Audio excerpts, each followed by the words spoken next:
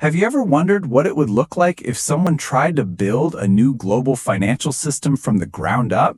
Not by accident, not through some slow evolution, but as a deliberate, calculated engineering project? Well, you don't have to wonder anymore. Because right now, a massive shift is underway, and we're about to look at the blueprints. Welcome to the Bullion Signal Podcast, the channel where we look at the macro trends, the role of gold and silver, and how you can protect your wealth in these changing times. Today, we are breaking down the BRICS financial revolution. First, we'll look at the core problem, the dollar's risky dominance. Then we'll explore the three-layer solution they're building, the unit, the bridge, and BRICS Pay. And finally, we'll connect the dots to what could be a permanent new price floor for gold. If you find this analysis valuable, make sure you're subscribed to Bullion Signal. Let's get into it. All right, so for the better part of a century, the entire world's financial system has basically run on two key pillars. The US dollar serving as the world's go-to reserve currency, and the SWIFT messaging system, which acts like the central nervous system for international payments. And look, it's been a remarkably stable setup for a long time.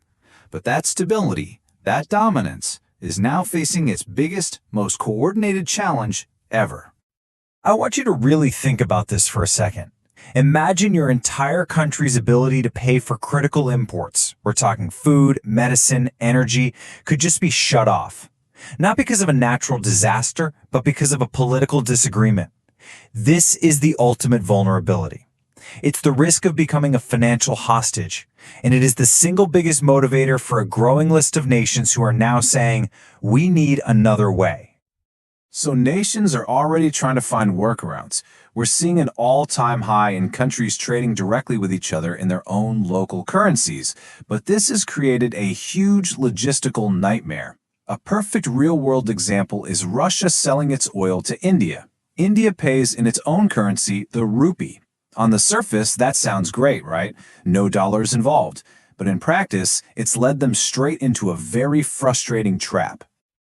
And here's the name for that problem, the bad debt trap. Here's what it means. Russia now has billions and billions of dollars worth of Indian rupees sitting in its accounts. But what can they do with them? Well, not much. If they want to buy something from, say, Brazil or China, those countries don't really need rupees. So Russia can't spend its earnings on the global market. Its wealth is effectively stuck, trapped in a currency it can't use. The answer to this trap isn't to just put a small patch on the old system. No, what's happening is far more ambitious. It's a conscious ground-up construction project. A new parallel financial world is being designed, and the blueprint shows it has three very distinct interconnected layers. Think of this like a complete tech stack for a new financial internet. It's not just one piece of software. It starts at the very bottom with a new kind of settlement money they're calling the unit. Then you need new pipes for that money to flow through, which is the bridge. And finally, you have to connect this whole system to real people and businesses, and that's where BRICS Pay comes in. So let's break down each layer one by one. So let's start with layer one. This is, without a doubt, the most revolutionary piece of the whole puzzle. It's a brand new kind of money, but with the major twist. It is designed exclusively for central banks, not for you and me. Now, what's really important to understand is what the unit is not. You will never use it to buy a cup of coffee. You'll never see it in your bank account. Its one and only job is to be a neutral asset that central banks can use to settle up with each other after huge international trades. It was literally designed from the ground up to solve that bad debt trap we just talked about. And this is where it gets really interesting for us. How does it get its value? Well, the proposal is for a hybrid model. 60% of its value would be backed by a basket of the member country's own currencies. But the other 40%, that's the real game changer. It would be backed by physical gold. This gives it a solid floor, a foundation of neutral, apolitical value that isn't controlled by any single nation. So let's go back to our Russia and India example. Instead of India paying Russia with a mountain of rupees that Russia can't spend, India would settle the difference using this new unit. And Russia would be more than happy to accept it. Why? Because it's a stable, hard asset that's partly backed by physical gold. Just like that, the trap is sprung. The problem is solved. Okay, so we have the new money for central banks, the unit. But that new money needs a new set of pipes to flow through, right? This brings us to layer 2, the new financial plumbing project known as the bridge. This comparison really shows you the massive technological leap we're talking about. The old SWIFT system is basically just a fancy messaging service. It's like sending a letter that says, hey, the money's on its way. The actual value can take days to clear and settle. The new system, mBridge, is completely different. It's like a video call. It's a direct, peer-to-peer, real-time transfer of the actual value itself, instantly. And here is the most crucial part of this whole story. The unit is still, for now, a concept on a blueprint. But the bridge? The bridge is very, very real. As we speak, it's an active pilot project.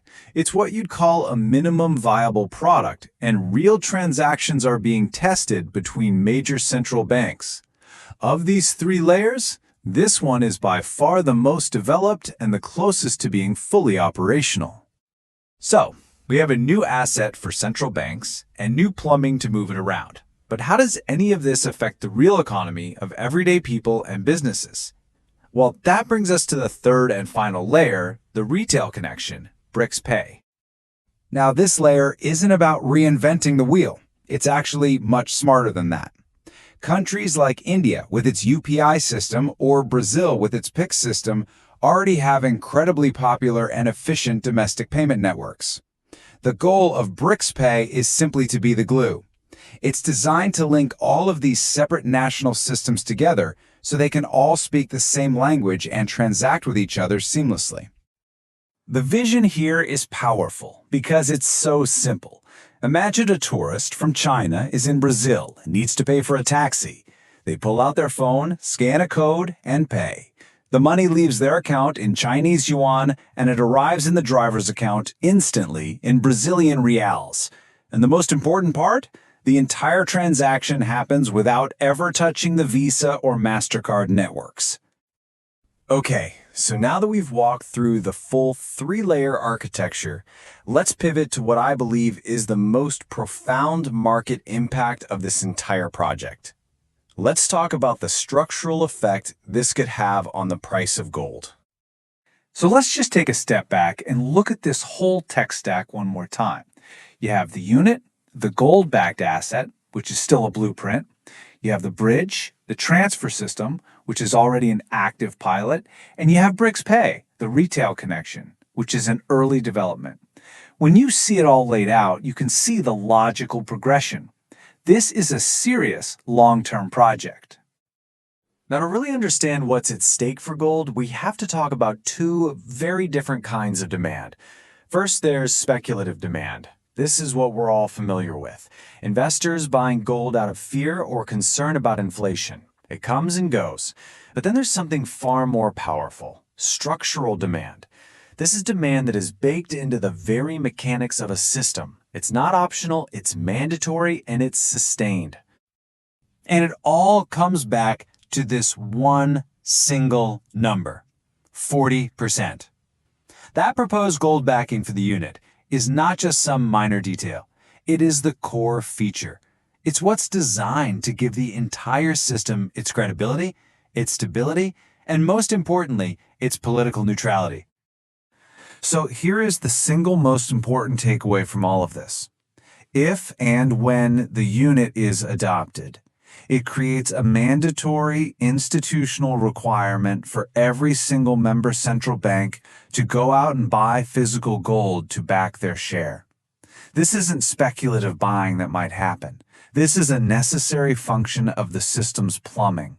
It would create a persistent, relentless new source of structural demand, effectively raising the price floor for gold potentially forever. So when you look at the detailed proposal for the unit, the active testing of the bridge, and the development of BRICS Pay, it becomes crystal clear the global move away from a dollar-centric world is no longer just a topic for debate. We are looking at the literal blueprints of a massive engineering project that is already well underway. And all of this leaves us with one final, unavoidable question that we all have to consider.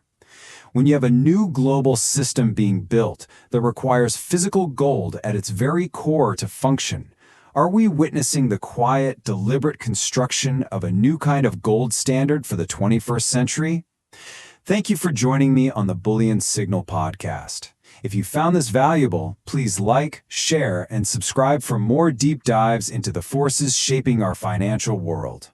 Just a quick disclaimer. This content is for informational and educational purposes only and should not be considered financial or investment advice. You should always conduct your own research and make decisions based on your own personal circumstances.